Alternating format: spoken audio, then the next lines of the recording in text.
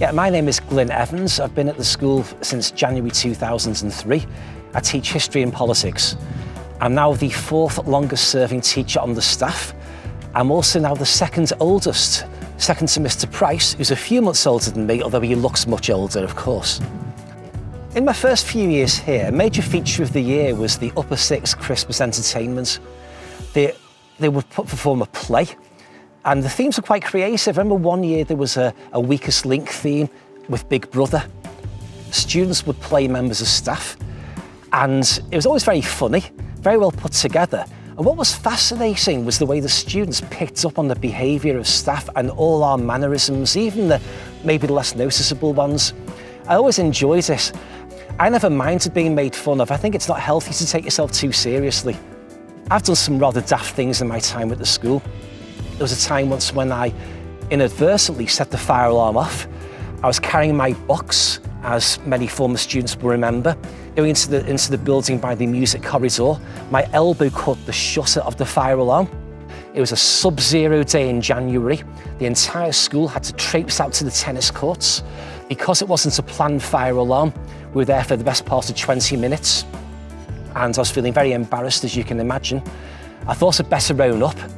So I approached Miss Tyndall, who was a deputy head, confessed to her, because I knew that Miss Tyndall was understanding and tolerant of human failings.